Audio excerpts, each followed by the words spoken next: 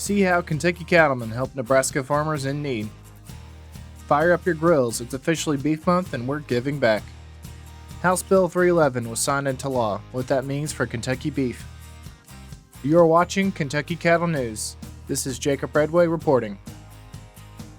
Last month, we reported on efforts Kentucky cattlemen were making to help Nebraska farmers affected by the major floods that impacted several states in the Midwest.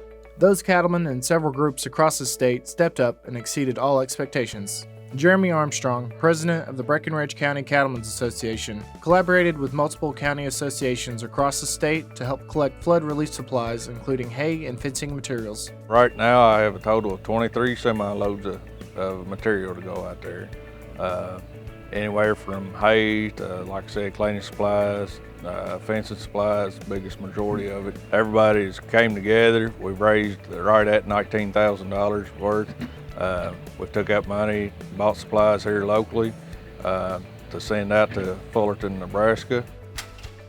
Kendall Bowman, extension agent in Owen County, helped organize efforts in Frankfort to collect food, water, cleaning material, and 230 bales of hay worth almost $14,000. And it's not just cattlemen that helped.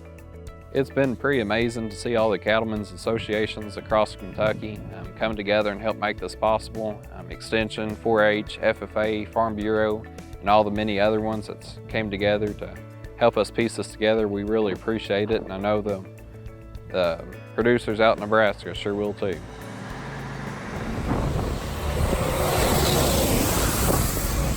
The trucks that left Frankfort met with a caravan in Breckinridge County that shipped out on an 817-mile trip to Fullerton. More trucks left later on, but all the supplies were well received by the Nebraska cattlemen. KCA's own Becky Thompson, a Nebraska native, has a personal connection to the cattlemen that received the supplies. The Boone-Nance County Cattlemen's Association is my home county in Nebraska's Cattlemen's Association, and my dad, Ray Bennett, is the current president for that organization. Him and other members of our local county cattlemen were able to help unload 10 semis and trucks and trailers from Kentucky that hauled hay, fencing supplies, and feedstuffs to Nebraska to help Nebraska cattle producers fix their fence and help them recover from the flood. We want to express our heartfelt appreciation for the efforts that the Kentucky cattlemen did to collect supplies, donate money, donate time towards this relief effort. It is so humbling to be a part of such a great organization that is so willing to give to someone else in a time of need. The KCA would like to send a heartfelt thank you to all individuals who contributed to these relief efforts, and we're especially thankful to the truckers who donated their time and equipment to deliver the supplies. It's Beef Month in Kentucky, and this year we are raising the stakes.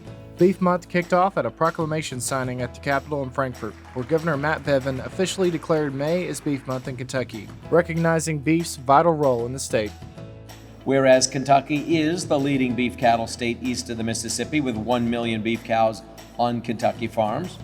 And whereas the beef cattle industry in Kentucky is consistently one of the state's top 5 leading agricultural commodities. Now therefore, I, Matthew G. Bevin, Governor of the Commonwealth of Kentucky, do hereby proclaim the month of May 2019 as Beef Month, done here at the Capitol in the city of Frankfort on this, the 30th day of April. And in Kentucky, beef is big business. It's a $1 billion crop for us.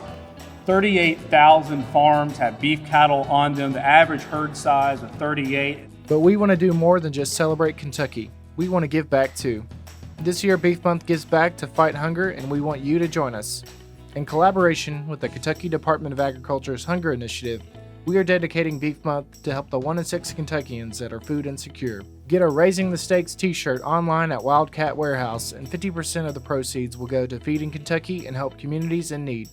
Buying a t-shirt will automatically give you a chance to win an Ultimate Summer Grilling prize package from the Kentucky Beef Council, featuring an Amazon Echo Dot, a Weber tabletop grill, grilling essentials, and more.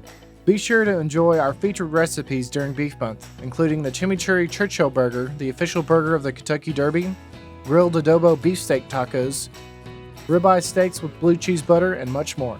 Stay tuned to the Kentucky Beef Council Facebook page for upcoming live recipe demos.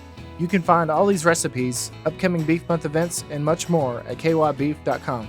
Join us in celebrating Beef Month and help us raise the stakes. During the Beef Month proclamation signing, Governor Matt Bevin signed into law House Bill 311, which will require the proper labeling of cell-cultured and lab-grown meat products. Several other states across the country have signed similar legislation. The KCA, Ag Commissioner Ryan Quarles, and bill sponsor Representative Michael Meredith work hard to pass the bill, which will ensure consumers know what they are purchasing and protect Kentucky farmers from mislabeled meat substitutes. About 40 companies in the world are heavily investing in new technology which takes a biopsy from an animal, puts it in a petri dish, and attempts to grow it in a way that replicates real meat.